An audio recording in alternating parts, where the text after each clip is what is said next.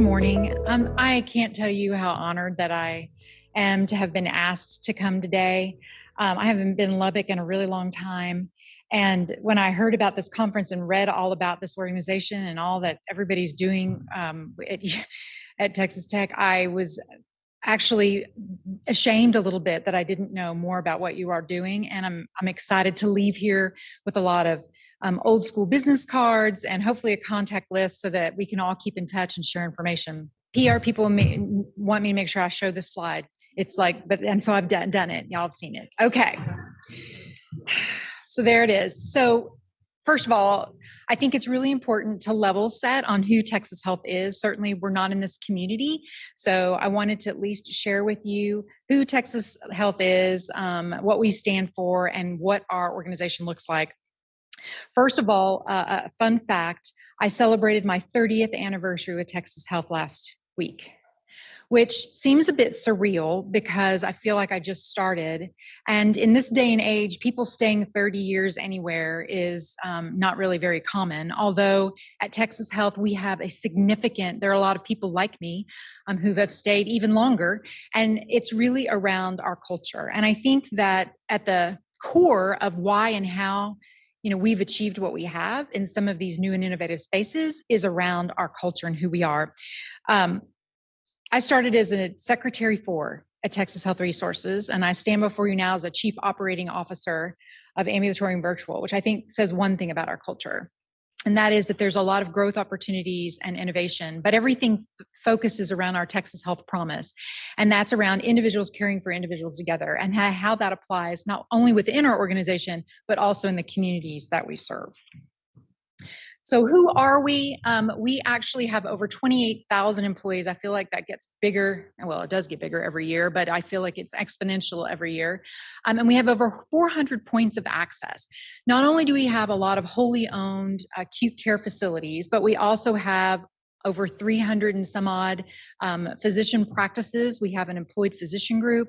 We have many ambulatory surgery centers. We also have 26 urgent cares, which is part of my work.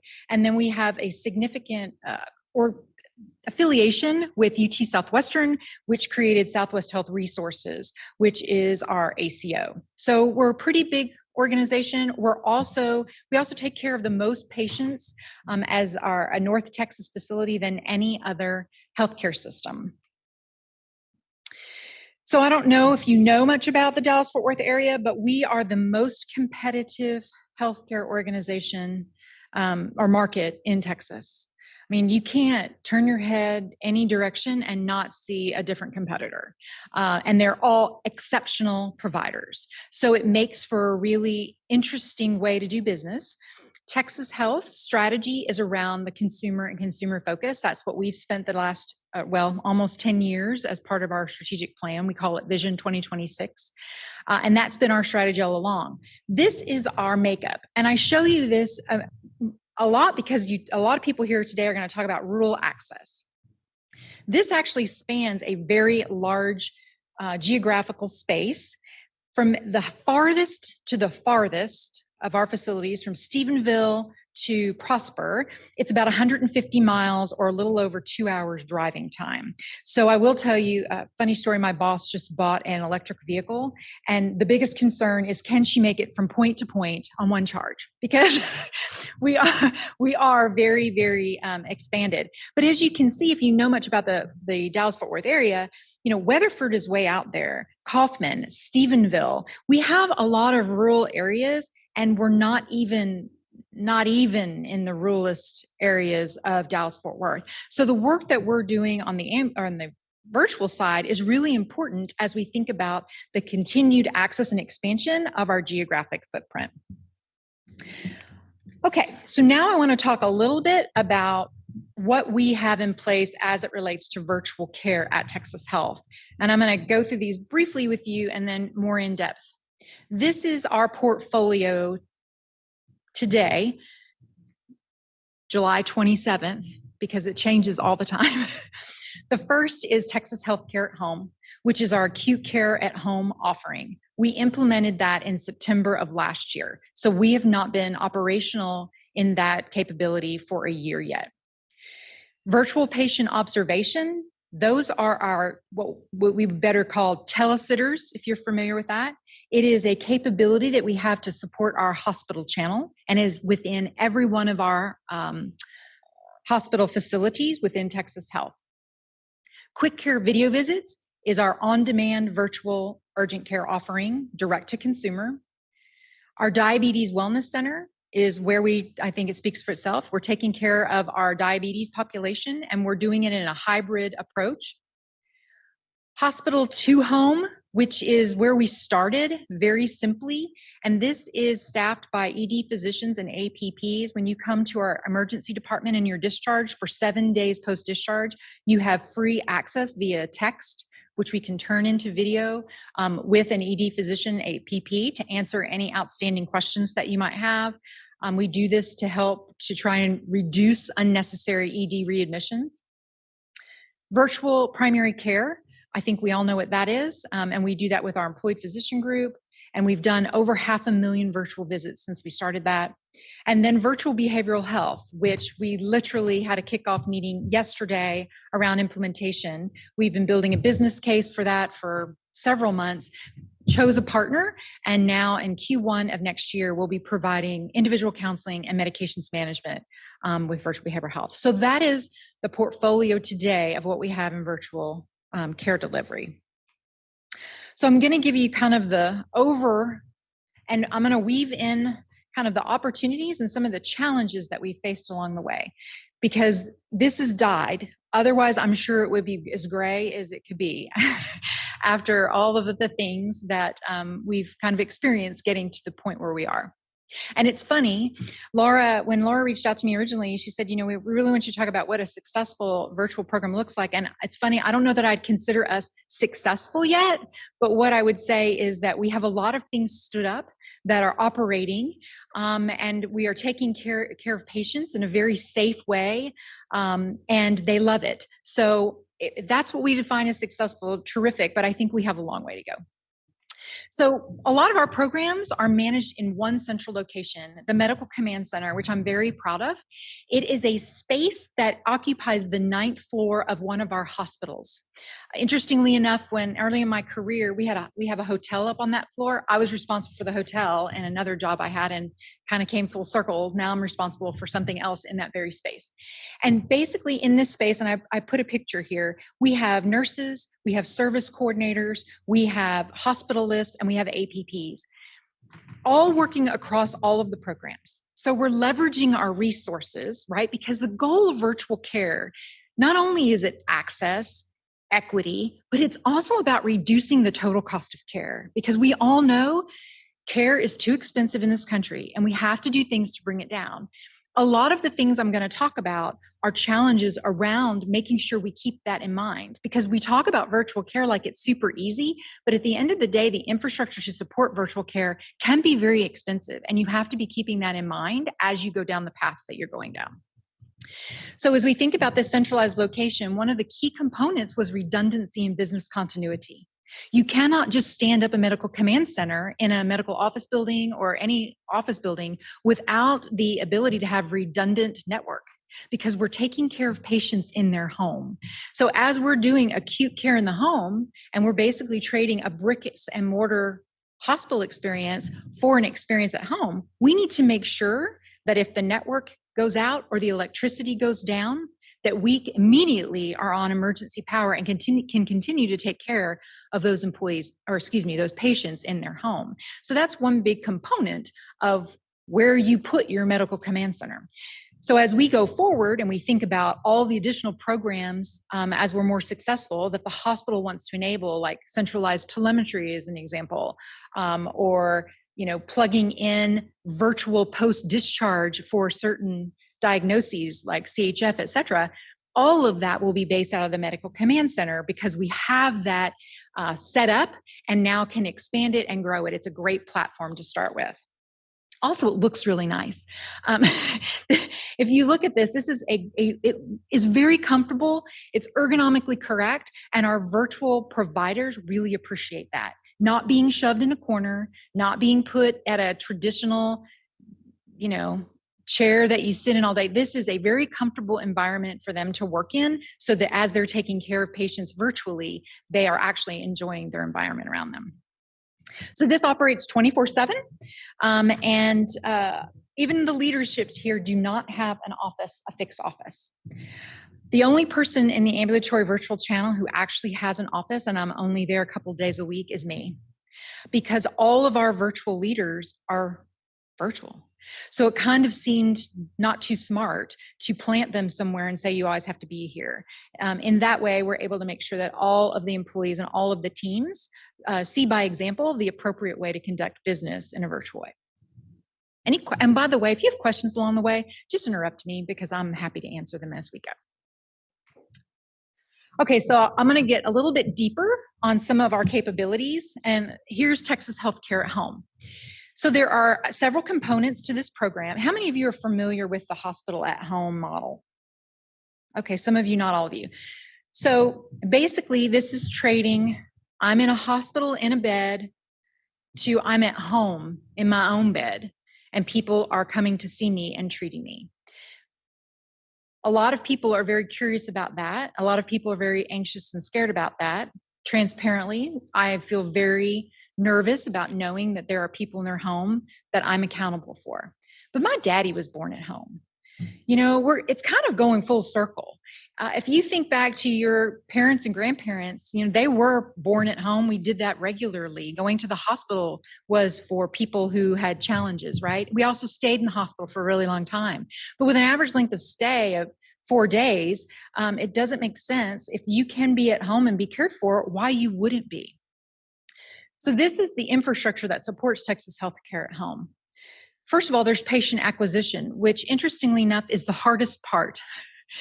Actually, caring for people in their home is not that hard.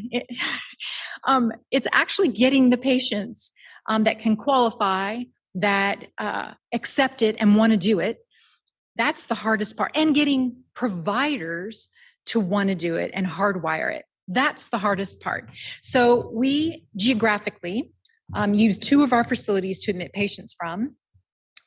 Both of them are in Fort Worth, let's just put that. And they have to meet several criteria. One, obviously, is clinical. The sickest of the sick cannot be taken care of at home. I think that's obvious. So we look for specific symptoms, clinical symptoms, specific diagnoses that do really well. Sepsis, think cellulitis. You know, clearly we can't do somebody who needs to be on a event in their home. But if they can be cared for safely at home, then they qualify. Second is social stability. And that is, their home has to be in a certain condition for us to care for them. Not to disrespect, but we can't treat someone who is a hoarder in their home because it's not safe from an infection prevention standpoint. We cannot treat someone who has to have guns laying around the house. We cannot bring providers into a home that has that. If they have dogs that are not controlled, we cannot take care of patients in a home. If there is a substance abuse situation in the home, we cannot take care of a patient in their home that way. So there is a social stability screen that patients go through, which actually is the second most difficult part of taking care of someone in their home, because people aren't necessarily honest about their home environment for a lot of reasons. Payer criteria, obviously, I think that's an obvious one. This is not a covered benefit in some programs, and so we have to make sure that they meet the payer criteria. And then because of the next part of our setup, they have to live in a 25-mile radius from the hospital. And that's really about if we have to escalate that patient back. If a patient goes south medically, we have to escalate them. They have to be in a close enough distance for us to get them back to the hospital safely. So the second piece is the service provider network. The third most difficult part and the most expensive part of standing up Texas Healthcare at Home, because these are the providers that go into the home. They're the ones who are going in to bring oxygen. They're going in to take blood. They're going in to courier meds. They're going in to do an infusion. They're checking on the patient twice a day. They're doing all of these components in the home, and having provider partners that have certain service level agreements with you that say, we'll be there in a certain amount of time, we will go through all of your training, we'll provide this quality of care. That is a whole process that you have to build, relationships that you have to nurture in order to have a success here. Command center we've talked about, and that's really where everything sits so that the patient has immediate access to a nurse or a physician. And then I think that a high acuity patient focus, right? We are focused on acute care services specifically, and we want to also support 30-day care. Now, as we started down this path from a strategy perspective, our goal was always the 30-day episode of care. That was the acute care experience plus up to 30 days of the post-acute, right? Because if you know anything about how the healthcare cost model works, the most expensive part of care is the post-acute part. That's where all of the money ends up being spent. SNF, rehab, home health, all of these things on the back end that no one has a good eye on because it happens all out in here. That's the biggest opportunity to bring down the total cost of care. So by setting up a 30-day episode, what we're doing is we're getting that patient stable where they typically would be discharged from bricks and mortar facility and then out of sight of us. They go wherever they go. Now we have the ability to take care of them, to help them with medication adherence, to do continual patient education, to do all of the work around how they can be successfully healthy within their home environment. And then we can discharge them from that phase better or as good as before they even came to us. And that was our ultimate goal, is the 30-day episode of care. And that's what we built.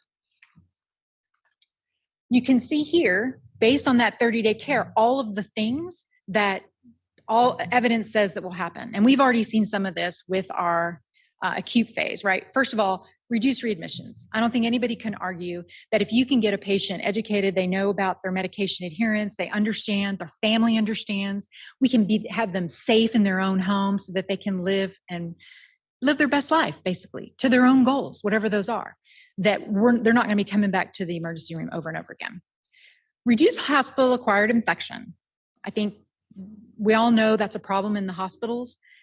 We're definitely seeing reduction here. Reduced falls, absolutely.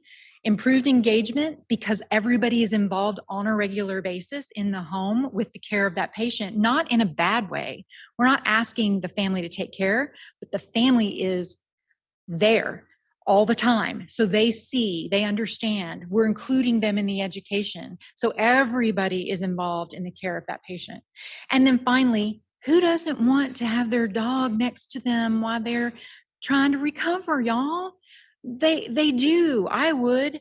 And so as I think about my own parents, my goal is that someday, whenever they need care, they would be able to take advantage of this program. And then here's where I talk about the best laid plans, right? You go along, you are creating a strategy and a plan for how you're going to create a virtual environment that's going to be amazing. And you've got that hook in your mouth and you are cheering and everybody's excited. And then best laid plans make you have to pivot. And then the pandemic happened. And who didn't pivot during the pandemic? Because they must have been living under a rock. And if you don't pivot, then everything you've built and strove for just goes by the wayside. And I think we all, wherever we are and whatever we do, we know about the Program of the Month Club. And fortunately, within our organization, we were very committed to building virtual as a strategy. One of the problems is that once the pandemic happened, the CMS waiver happened. Is everyone familiar with what the CMS waiver is? Can I have a show of hands? Because if you don't know, then I'm going to do a brief. Okay. So when the pandemic hit, CMS said, listen, hospitals are full. We respect that. We're going to let you take care of patients where it makes sense in their homes, and we're going to cover it. And they called it the Hospital Without Walls waiver. So hospitals across the country who were so full they couldn't see patients quick enough started taking care of patients inside their home. And that CMS waiver gave people across the country the ability to do that. Well, we were searching for the 30-day episode of care. The CMS waiver is not that. It is strictly the acute care phase. Well, once the CMS waiver came out, payers said, well, if CMS is only going to pay for acute care, we're going to see how that goes for you. And they stopped talking to us about a 30-day bundle so that they could see if the proof was in the pudding. So we pivoted and we said, that's not our strategy, but we're going to go ahead and do the CMS waiver. So we qualified under the CMS waiver. We have 5 hospitals that have the waiver. We've expanded 3 more, and we're going to be expanding very soon. But I think what's really important is the ability to be nimble and not be too proud to stay by your guns, or else you don't get to go very far. The other thing is that wherever you are, trying to articulate what the strategic value is to your organization, whether that is access or reach or whatever it is, there has to be a strategic value, and being able to articulate and pivot that strategic value and articulate it is really important, because in Dallas-Fort Worth, I can tell you, this is not a capacity play for us. As I mentioned, we have a very, very competitive environment. All of our beds are not full in Dallas-Fort Worth. So it's not that I have no beds. Now it's, okay, what makes sense to move from the hospital into the home for the overall network and for the patient? So where are we now? We have discharged over 100 patients. I wish it was double that, but it is 100, and we're very, very excited about the 100 that we have seen. We have had lots of learning, and I think that's one of the very important things that comes from all of these. Even though we haven't been live with these for very long, we learn something every single day, and continuous learning and sharing is really, really important as we stand up these various programs. In Texas, praise be, HB House Bill 1890 was signed by Governor Abbott on the 29th of May. Can we have an amen? Finally, Texas is ahead of a lot of states in something. And I've lived in Texas almost my entire life. But we are behind in a lot of areas as it relates to healthcare. That's not news to anybody in this room. But by signing that bill, that gives us the ability within Texas for Texas to also be involved and support Hospital Without Walls. So that's really exciting for us, especially with no Medicaid expansion in Texas. We're continuing to improve on patient acquisition and how we can get more patients into the program and how we can make it more visible, and then also expanding. I think the other thing is, as we do all of the work that we're talking about today, it's about gathering data and analyzing it and sharing it, because every time we have a patient, we have all this data that we can start to prove all these models out. Because again, the proof is in the pudding, and the more evidence that we have to go to payers and providers and say, this is successful and here's the proof, the more the adoption will grow, and it will grow exponentially. Now I'm going to try something to see if it actually works, and I'm going to play a video for you all.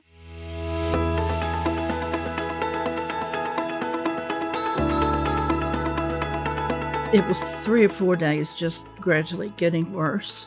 I'd never had bronchitis make me feel so bad. I called Dispatch Health.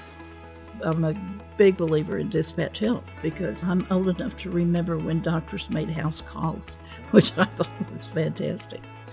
They sent someone out, a nurse and an EMT. They decided that they wanted me to have a chest x-ray.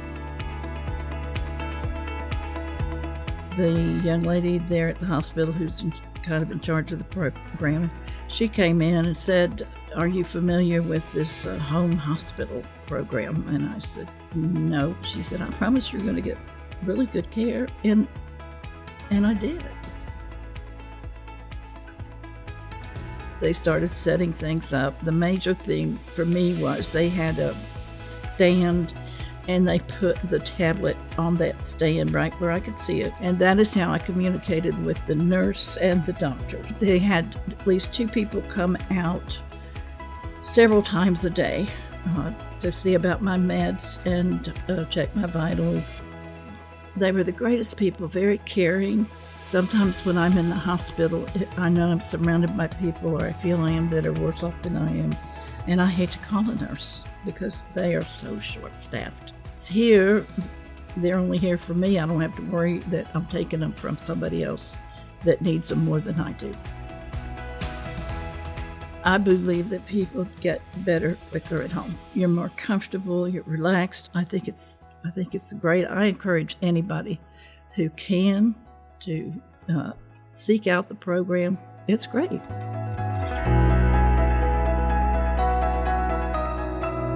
Okay, so while this nice gentleman hooks me up, I'm going to talk to you a little bit about one of our other programs, which is called Virtual Patient Observation.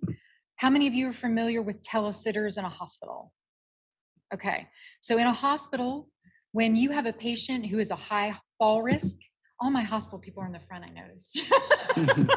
When you have a patient who has a high fall risk, has dementia, has delirium, we provide a sitter. That is a non-reimbursable service, by the way. And again, when you talk about, people say hospitals are so expensive. Well, yeah, because we have to provide someone 24/7 to sit with that patient so that they can be safe. So the idea is, how can we keep these patients safe without putting a nurse, a highly paid employee sitting at the bedside, which isn't necessary? And particularly during COVID, nurses are in short supply, but I think we all know there is a longer term nursing shortage, and a nurse is not necessary, and a patient care technician isn't always readily available. So the idea is, how are we more efficient with our resources to reduce the total cost of care and take care of the patient in a way that keeps them safe? So out of our medical command center, we were able to create virtual patient observation. We have virtual patient companions, not sitters. Thank you. To click back through. I am. I can whip right on in there. Sorry. No, you did great. Thank you very much. Apologize for the challenge there. Okay. Okay. So what happens is, we have people in the medical command center who are taking care of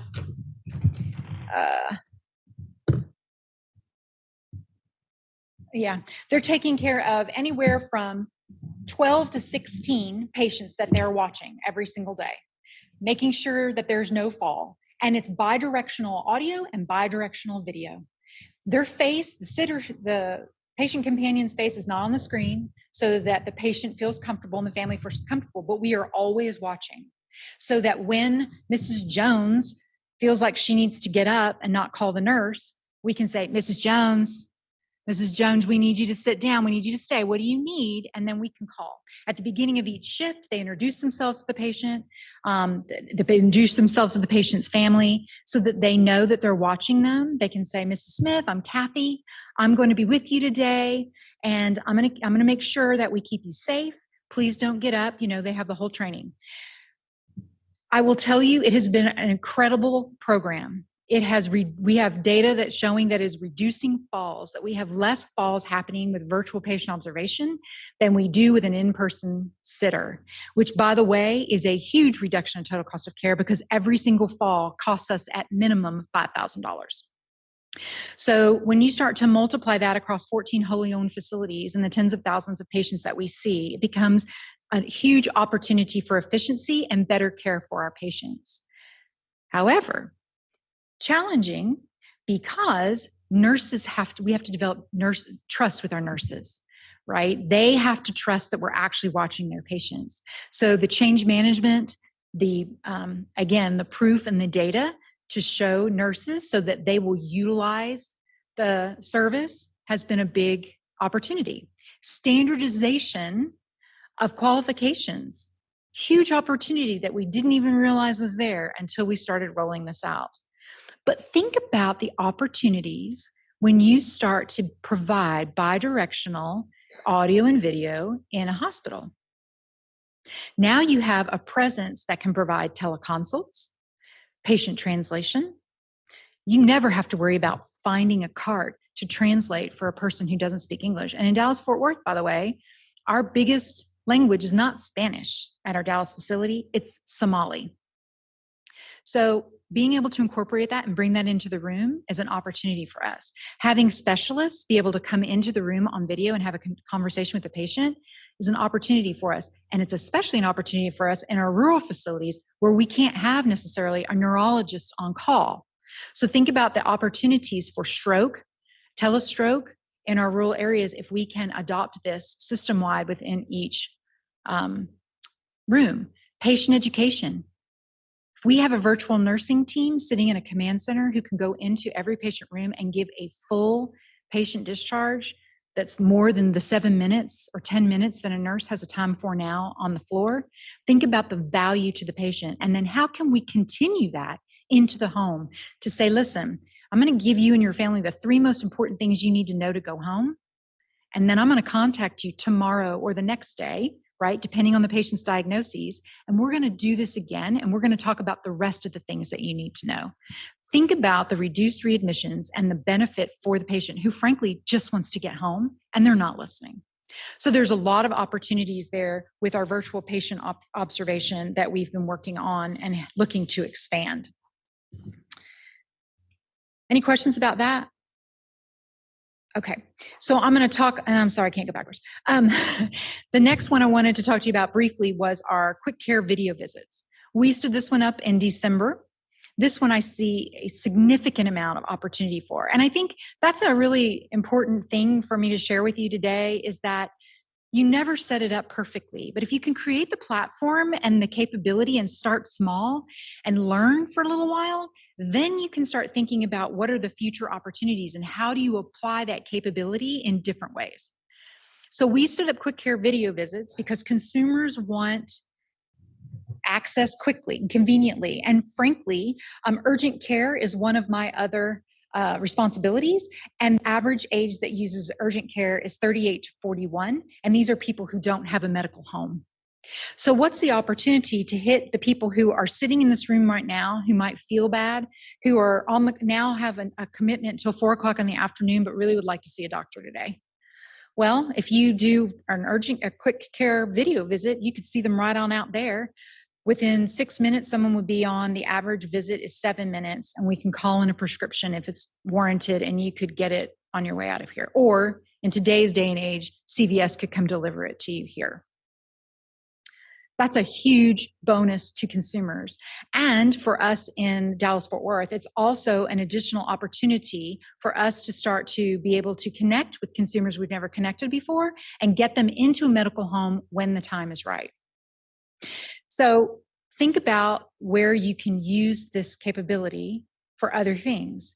Ready access to a group of APPs or physicians. Think about how you could use that for lactation consulting. Direct to employer opportunities. School districts. Hey, we can do all the quick care video visits for your teachers that we want so that they can have the ability to see a physician whenever they need to and not have to figure out how to take off and go do it.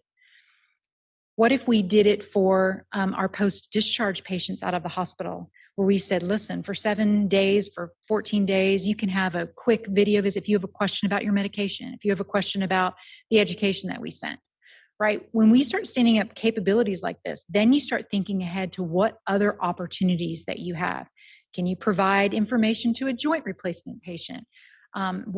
So I think the important piece is the platform that you create that now provides you with additional capabilities that you can roll out as you continue down the path with whatever service line that you're doing. Now, one of the big challenges is here, and by the way, our NPS for quick care video visits is 96. Do y'all know what NPS is, Net Promoter Score? Likely to recommend. And 40%, no. So 40%? Yeah, I guess it's 40% of our patients that access this are new to Texas Health. So that's 40% of consumers who've never been to Texas Health within 36 months prior to this visit. Our NPS is 96. So people love it, which is yay, because people don't like healthcare generally. So NPS of 96, we're very proud of. Here's where we're challenged. And I say this because I know a lot of the people in the room are focused on rural access. I can tell you that our reach is extensive. However, that makes me not necessarily happy because I need to be able to escalate these patients. They get through the questions, but people aren't always honest. They get through the screening questions. Are you a low acute enough patient for us to care for in this way? Well, people get past this all the time, and really they need to be in an urgent care or an emergency room. we have to be able to have the ability to escalate that patient. And outside of our North Texas geography, that causes some challenges. So that's one thing that we need to work out. But the second thing we need to work out is visibility to those people in rural places where this may be their only opportunity for access. So how do we partner with folks so that this can be available in those communities and we have the ability to escalate them? The other thing is that we are not seeing a good diverse population accessing this, right? It's still the 60-40 female to male because females take care of themselves better than men do, apparently. The age group's the same, but as far as diverse from racial diversity, we're not seeing that. And so that's another area of opportunity that we see. And this is a direct to consumer, right? And so how do you get it out there? Everybody says, oh, well, it's the web. Mm-hmm. That sounds really great, but I've learned more about how you make yourself visible on the web than I can't even believe that I know it. And how you lift yourself up so people are searching for the right thing and find you and know that they're going to get quality care and that our brand and shield means something. So there's a lot here, but we do have an opportunity to continue learning and growing from this capability. Okay. Yeah.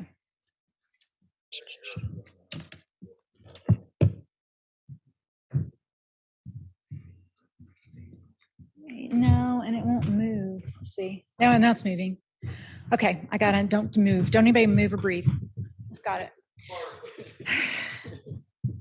So virtual primary care, I think, does anybody not know what that is? Don't be ashamed because this is all new stuff. Okay, virtual primary care is on a platform. You're having a virtual visit with your primary care physician. We have seen just this year over 150,000 visits, or 9%. This is an area that our employed physicians have a goal of 20%. Unfortunately, our patients, it's an interesting dichotomy. It's not only patients, but providers understanding, recognizing where the opportunity is to do a virtual visit when an inpatient visit isn't necessary. And then, and I had this conversation earlier with Laura, is educating the provider and the patient so that it's a positive experience for both and people want to do it again. We've thrown our primary care physicians into virtual care during COVID, and we never went back and said, hey, let us teach you how to do this in a way that not only your patients like, but is good for you. And that's an area of an opportunity and an area that we can all work together to. I'm super excited about the education program that I saw that you all have at Texas Tech, and I want to look at it and probably go through it myself. All that to say, we can't forget education for the providers and the patients in how to use virtual care, because it's different and it's not the same at all. What I will say, though, as you can see by this graph, the blue line is our virtual visit NPS score, and the orange line is our in-person. Now, there are a lot of healthcare organizations that would kill to have an NPS of 89. We're very proud of that, but I'm even prouder of the fact that our virtual visits, they like them more than going into the office. So that's an exciting statistic to hang on, but I still think we can do more to make it a more positive environment. Having said that, now we've created virtual primary care.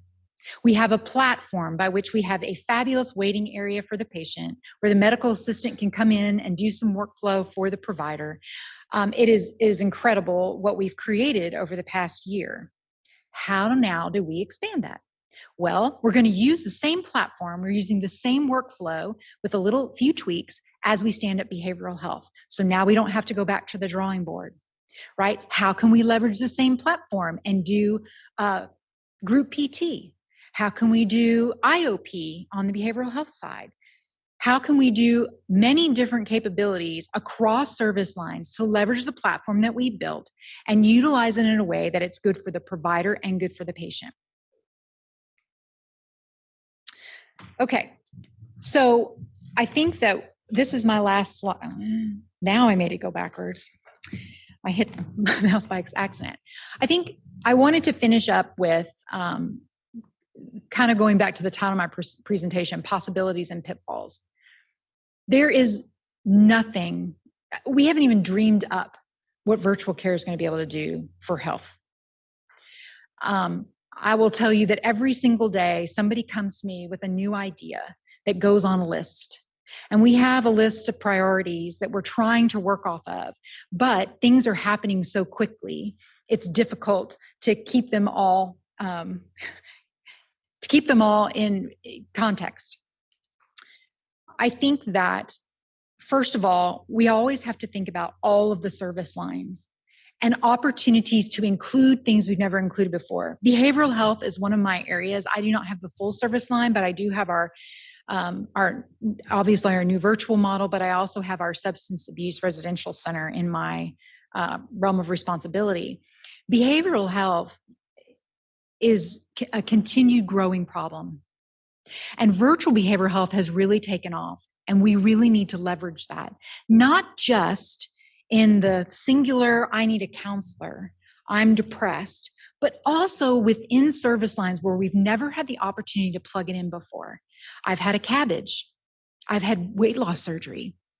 I've had a joint replacement or 2 hips at the same time, and I'm nervous about my recovery, right? There's opportunities to start plugging in and crossing lines across service lines where you can inject behavioral health within a care journey across a typical diagnoses that you've never seen before. And so I think it's important that as we think about virtual health, we think about it in a way that is non-traditional for how we thought about where and how we provide care before. Second is improved access. And I think that particularly our physicians, well, and our nurses both, who have done this for a long time, think about a post-cardiac surgery or post-surgery or pre-op in a way that is traditional. The patient comes into the office. The patient always has to come into the office for 5 minutes. Oh, let me look at that. My husband was just in for his toe. And he had to go drive into Dallas, see the physician, sit 5 minutes. 3 of those minutes, they talked about horror movies. 2 minutes, he looked at his toe. Now, why can't we do that virtually? Well, I'll tell you why. Because reimbursement is a problem. And we've got to work together in advocacy to help that. That is a big problem. And physicians make a living just like we do. And we have to be thinking and advocating for, I'll call it equality for virtual health, because in many, many, many cases, the opportunity for a specialist or a primary care physician to see a patient virtually, it gets the same result and is more convenient and lower cost overall and for the patient. And the doctor can see more patients. And we all know that for specialty, the wait time is crazy and people need to see their physician sooner. So it will be an opportunity to open up access, and especially for people who are driving in from small towns. I think there's an opportunity here to leverage our aging workforce. There are plenty of physicians and nurses who can no longer do 12-hour shifts at the bedside, but they don't want to stop taking care of patients. So we've really started, when somebody puts in for retirement, we actually, our HR person actually reaches out to them to talk to them about their retirement. Did they want to retire, or do they feel like they have to retire? And is this an opportunity for them to work PRN in our medical command center and keep taking care of patients? We have some hospitalists who just need some work-life balance. And so the opportunity to work in the medical command center and take care of patients in their home is a great opportunity for them. So there is a great way here to start leveraging people who may not be able to work at the bedside or who may want a different way to take care of patients and train them to do that. We've already talked about the reduction of the total cost of care. I think a real possibility that we need to take advantage of is real-time engagement and education of the patient. One of the biggest problems in this country in acute care is discharge. There is no standardized discharge. You cannot count on it from nurse to nurse, from service line to service line, from room to room. And patients leave all drugged up, and they leave ready to get home in situations where, or they're going to an external disposition, right, to either home health or nursing home. And we don't do a good enough job of continuing that education with the patient so that they understand how to keep themselves well. And we also only engage with them one time after they're gone, and we don't think about the wellness on forward. Virtual gives us an opportunity to do that. Virtual, not only to create a relationship of trust with that patient, but also to try and keep them well and out of the hospital and out of the emergency department. I talked to you about advocacy. I know it seems intimidating. It seems intimidating to me, but advocacy is one of the most important things that we can do. We need to be in contact with our local congressmen. We need to be speaking out. We need to be involved, and that's the only way that we're going to get any ground here. And then finally, technology progress. And you'll notice I put that on pitfalls and possibilities, because the progress of technology is exciting, because can you believe that we're taking care of patients in their home? Like acute care patients. We have the technology to do that. That's crazy. And we're building continuous monitoring and all kinds of things that we can do in a virtual way. But that also is challenging, because we're constantly changing technology, and technology is constantly changing, and it is a significant investment. And as we all invest, right, we have to make sure that we understand the technology landscape, where it's going, and guiding these partners that we have to where we're trying to go. So we're going at the same rate, or else we'll spend as much money on the technology to take care of these patients at home, and we won't garner any good results. So it's a hard line to walk, but I will tell you, this is one of the things that keeps me up at night. Pitfalls is data analytics. It's hard to get data. It's hard to process data. It's hard to know what all you're looking for, and you think you're looking for one thing today, and then 2 months from now, you got to go back and go, okay, I need this other thing. And bringing it all together amongst friends so that we can go with one continued voice. But that's a real, and also small numbers. You know, I have 100 patients. Do you think anybody wants to hear about 100 patients? They want to hear about 300 patients, because that's a trend. 100 patients is too small of a sample size.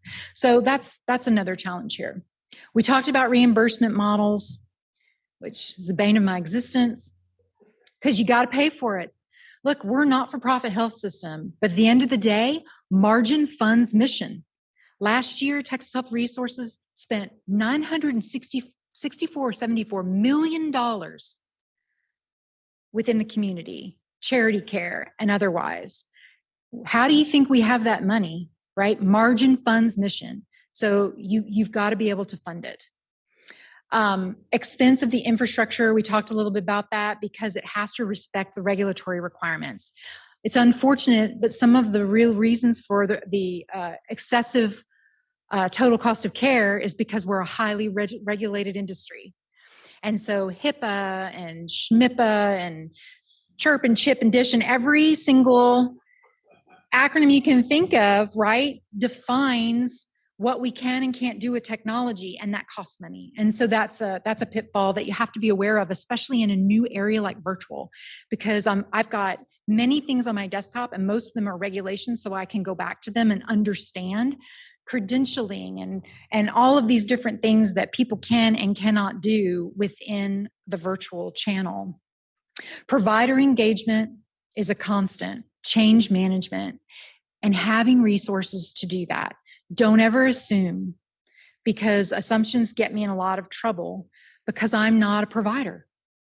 So I think provider engagement and change management are something that you have to be on the lookout for. Disruptors. Everybody wants a piece of healthcare because it's so easy. And they're coming in and out of this space. They're coming into the business, and then they're leaving the business, and they're having an idea, and then they come back into the business, right? Think Amazon and Google Health and all of these different places. Optum is buying the world. United Health. I mean, everybody, there's all these disruptors that are in the space that may or may not have the patient at the top of their concern. So being mindful and aware and understanding the ones that we may want to partner or affiliate with to help us achieve our larger goal. And then I already mentioned to you about technology progress and why that is also a pitfall as much as it is a possibility. So that is kind of my story. Do you have any questions or yes? Oh. I want to encourage you to ask questions now. I know that like a dozen people are going to mob you for your card. Oh, I hope I have a dozen cards. You know, my young colleagues make fun of me because I still carry them. Oh, you're fancy.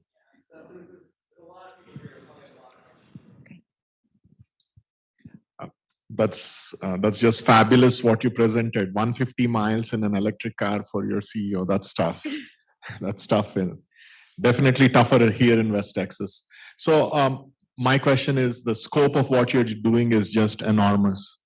So if you want to say why you did this, irrespective of why you started this program today, knowing what you know, why are you doing this? I think there's two reasons. One is that sooner or later, value-based care is actually coming to Dallas-Fort Worth, to Texas. We've been talking about it since the 90s, but it's actually going to arrive. And the only thing that sets us up for success is these capabilities. And our patients deserve value-based care. I deserve it. My parents deserve it. My kid deserves it. I have a special needs son. He really deserves it. And so I think that's why we're doing it. And if you have to explain to a board that is asking you for margin, what would be your one or two reasons now to say, look, we did this and there is hope at the end of the tunnel? It's funny you should ask that because I'm actually making that presentation on Monday, which is why I've been spending so much time on that deck. I didn't get my video embedded into this deck. And actually, you know, here's the thing I would say, and I'll start with my first slide. Our organization, our board, fully supports the strategy. And what they respect and understand is that we haven't even been doing this as large scale as it is now for a year. I mean, we've barely gotten into it and we've learned so much, and they're supportive of that. They believe in it and they know it takes time. The other thing that I would say is that we've been very respectful of resources. I'm an operator and we are leveraging all of our skill sets across multiple capabilities instead of building an infrastructure that costs way more than it is gaining. So what we say to our board is the truth. Here's everything we see. Here's everything we're losing money on, but here's all the things we've learned. And I can tell you, I'm very fortunate. Our board and you know, our CEO, they are all supportive of this work. I'm lucky. And then the last question, in that map you showed, how many of those are all THR owned or operated facilities? And were there any collaborative places that you had no ownership of? That's a very good question. We have, on that map, we have some ownership in everything. We do have some joint ventures that are on that map, which are a lot of our ambulatory surgery centers. In fact, all of our ambulatory surgery centers are joint ventures. But we have 14 hospitals that are wholly owned. We have 9 that are joint ventures with Advent Health and Advent. And then we have all of our physicians are wholly owned, and all of our urgent cares are wholly owned. So we have a mixture, but mostly our ambulatory assets are the ones that are joint ventured. Thank you. Thank you for your questions. Thank you for your presentation. I'm curious to know about what vision or where you have gone so far with academic clinical partnerships with schools of medicine, schools of nursing. That's my first question. And my other question is, who is your ideal clinician applicant? Oh, those are great questions. So not as much as to your first question about academics. We're cousins of UT Southwestern. And that we do a lot with them on the physician side, but not enough on the virtual side. So that's something we're working on. We, of course, also have a affiliation with TCU, TWU, and we're working on that. One of our big opportunities is to do some, we're starting to try and create rotation, right? As these students come through into the Medical Command Center. It's been more of a challenge than I wish it had been, that it is, but it is something we're working on. And I'll happily take, and I already know, have your card, anybody who can help me with that. We would love to that. My CNO is a brilliant clinician, and she would be so excited to work with academic centers to help to bring that in. Secondarily, ideal clinician. I think the first thing about a clinician is they have to be passionate about this work. This is not, we've had a clinician that we have asked not to come back, that felt like it was their rest time from their real job. And that is not what I'm looking for. I am looking for people who are passionate about the opportunities and the possibilities of virtual health, and also the opportunity to actually create a relationship with the patient in a much more intimate way. Because even though you're on the screen, you're in their home, right? Even though you're on the screen and they're in the hospital, you're actually watching them while they sleep, right? Like we're with these patients at their most intimate moments, and we're creating a relationship with them that is ironically way more intimate than in person. And I need a clinician who understands, respects, and desires that. And notice I said nothing about their clinical skills, because I think that's a given. Does that help? Okay. And I know you had a question. I'm sorry. Your hand was like Johnny on the spot, and so I'm sorry. Oh, wait, I'm sorry. This is nice. Well, you have the mic. I'm sorry, but I'm thinking about you. You're next. I see you. Thank you for your presentation. So you mentioned about EPA setting restriction to what can be done and what cannot be done in terms of using technology for health. So in a world of rapidly changing technology, and when we have artificial intelligence taking over almost all the space, so what are your thoughts going into the future? Do you think AI has a place of taking over this, and who sets the boundary to what AI can do and cannot do, especially when we're thinking about having relationship with patients, just like you just mentioned? That is a very good question that probably I need an hour to answer, but I am going to answer it. AI has a huge part here because we can expand our reach with predictive analytics that helps us. I'll give an example. One of the things on my roadmap is remote patient monitoring. That is and look, I work for a health system, and we are not the safety net hospital, okay? But RPM is a losing proposition financially. There is no fee-for-service model where RPM works. So it's a big expense on the hospital side. So how do you apply it in a way that makes sense? Well, you apply it in our high-risk patients, and you apply it in our emerging risk patients, where you can use AI to predict who is going to be going down a road that is not going to be good. That way you can get in sooner than later. You don't want to get to them when they're already in the emergency room and they are quickly approaching palliative care. What you want to do is on the emerging risk side, you want to get with them, use remote patient monitoring and AI to start doing some predictive analytics around where and how you can interject to take them on a better path so that you do this instead of this. So I think that there is big opportunity there on the continuous monitoring side as we do more virtual inside the hospital environment. Where I don't think that it is helpful is that Kathi Cox believes that healthcare is provided by people for people.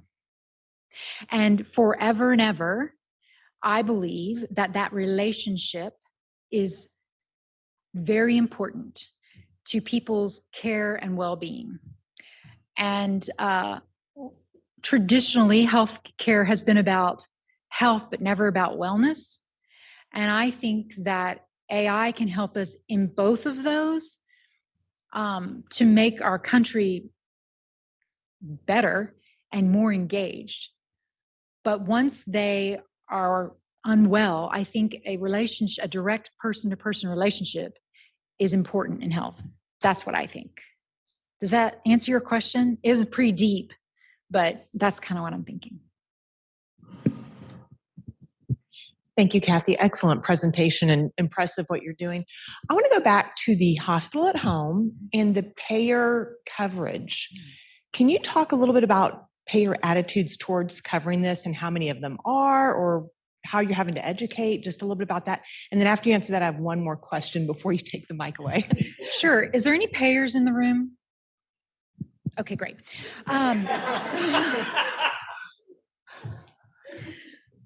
So this is a Medicare program, since CMS is covering it's Medicare. So there are many payers who will cover what Medicare covers, mostly around their Medicare Advantage population.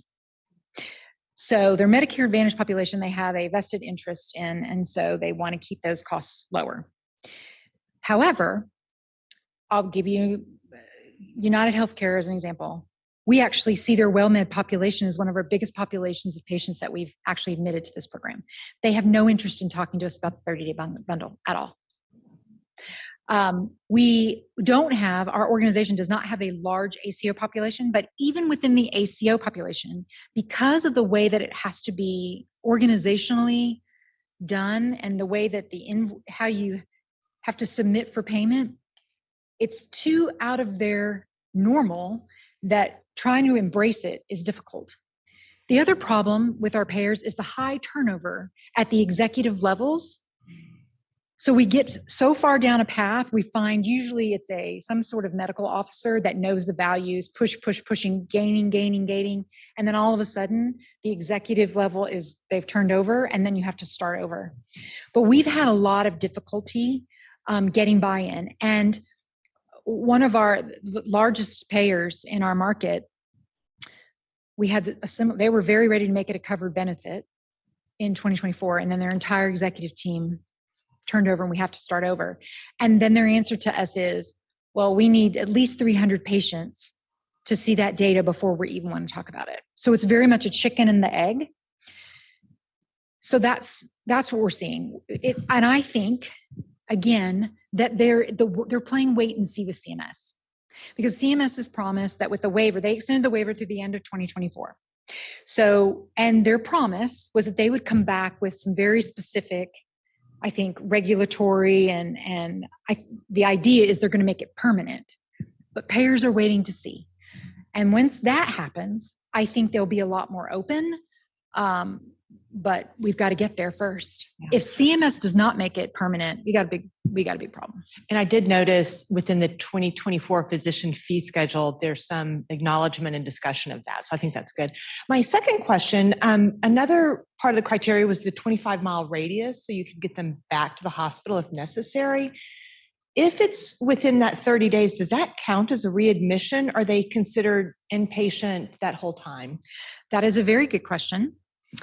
So under the CMS waiver, and I know this is getting in the weeds, so I apologize, but under the CMS waiver, Texas Healthcare at Home is a department of the hospital. So if they go from the emergency room to Texas Healthcare at Home, even though they have to get into a transport and go to their home, they're literally only transferred as if you're transferring them to a floor in the hospital. Within the 30-day bundle, they would have to be discharged from acute and admitted into restorative phase, which requires the organization to be different. So I know this is way in the weeds. We bill on a UB for Texas Healthcare at Home under the waiver. It's basically just the DRG. The hospital bills it, the hospital gets it, and then they transfer the revenue to us. But under the bundle, we actually would be a physician organization, and we bill under the 1,500 which is why it confuses people, because you can't do it under the waiver and you can't do it as a hospital department because those restorative services are post-acute. Does that make sense? It's complex. But if it was easy, everybody would do it. I was wondering how often you give your hub feedback based on the patient's surveys, and if you're surveying your hub folks for quality improvement, and if you're providing continuing education to all those different levels of staff in that hub. The medical command center, was I talking about? All the time. Since our numbers are so small, every single survey that we get and every single conversation that we have, we share with them, right? So they know exactly where our challenges are and have been. And we are constantly doing continuous improvement, literally daily, because we can. The part that we learned along the way, and that has really benefited us, is going back to the emergency physicians who admitted the patient. So when we do patient acquisition, a emergency room physician has to recognize that they could go into Texas Healthcare at Home, and then they get admitted by the hospitalist on service. We've learned that feedback going back to those physicians is even more important, because when they know the outcome of the patient that they put into the program, they're more apt to want to refer to it. And so that has been a huge bonus. One of our biggest challenges, transparently, has been with the continuous improvement of the hospitalists that serve in that center. We do not have dedicated hospitalists for that program for a lot of reasons, mostly because our volume hasn't warranted it. So we contract with an organization that, and those physicians aren't always open to the feedback. So I'm working with the medical director. We have a new medical director who's going to help us with culture and making sure that those physicians, when they're in that medical command center, feel as if they're part of the culture, understand the requirements on them, and with them partnering with the nurse manager on that continuous improvement. But that's been our biggest challenge. Transparently, apologies to physicians in the room, but self-awareness. Apology accepted, by the way. Thank you very much, Kathi, for excellent presentation and for the creative way of using virtual care in our healthcare. My question for you, though, is regarding the institution, Texas Health Resources. How much of your providers, including, the ancillary services like NPs and dietitians, social workers, and whatnot, are pure virtual? Because being an academic, there's a question of being an academic medical center here, and we're trying to find a model on how to ramp up our virtual care delivery. Should we use what we have right now, kind of hybrid kind of thing, or should we hire somebody that will be using more of being more of a virtual side? We don't want to create division, because I think the hybrid model may be the good Goldilocks way of doing this, and we don't want to create division wherein virtual is better. And I firmly believe that I think virtual is complementary rather than separate. But some people, I think it's up to debate. So could you weigh in on how will be a academic medical institution or other hospital will go on with the hiring process or using the resources? That is a really good question. And I will tell you that I think the answer depends on your use case. I've learned, I speak to, and you should all be connected with people across the country. Everybody has a different opinion based on their culture and but we've learned a lot.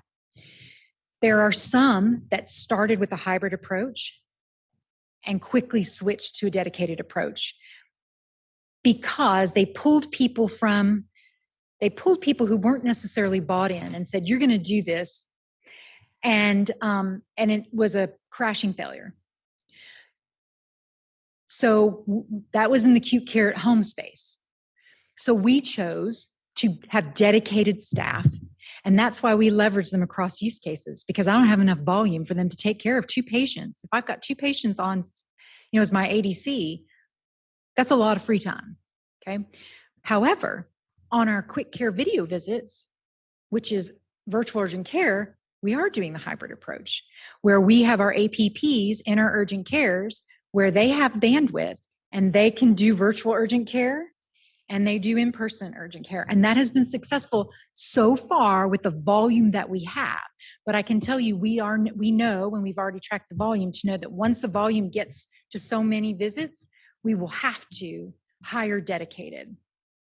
So I think that it's important that you evaluate your use case and then find people across the country that are doing similar to have conversations, because people who aren't bought in will find it to be an insult, or the opposite. They'll feel like it's a reward, and that now they have to go back to the bedside, right? So it can go either way. With virtual nursing, as I've talked to people across the country, which is our next use case that we're going into, some have been successful with making the virtual nurse an actual nurse on the floor that they're doing the work because of nurse trust. They trust their own team. So if someone on shift is assigned to the virtual nursing and it's their own nurse, they're more apt to utilize them and trust them versus a virtual command center nurse that they don't know that's out in the ether. However, there are other organizations who didn't experience that and have had great. So I think there's some trial and error there. And I am sorry that I don't have a good answer for you, but I think it can work in certain situations and not in others. Sorry. I think I agree with you because as a surgeon, I do hybrid, telemedicine. All our follow-up with appendicitis and cholecystitis are all virtual. It can save us a lot of time and can see more patients, rather than rooming in for 30 minutes and registration and everything. I could just see them right away in 5 minutes or so. And so I'm seeing more patients. However, in some use cases, as you mentioned, probably the virtual approach or purely virtual may be helpful, but I think we're still doing a lot of trial and error on this one. I also realized that you have several hospitals that you're helping or collaborating with. Are you using one EMR system? And the other thing though is quality. How do you measure quality or metrics of quality in all your activities? Yes, actually we are on Epic, the owner of all things that aren't Optum. Yeah, so Epic is our medical record. We've been on one medical record. I think we finished our final facility in 2011. So we've been down that journey. And Epic, we have KPIs around our ambulatory virtual channel, the system KPIs that we have to meet. And we are constantly measuring quality. Another challenge, right, is making sure that we have dedicated quality resources to measure and to be on it, right? Especially when we have a clinical outcome that's not that great. And so we're using our Epic system. We measure all things that you wouldn't believe, all the things that we measure.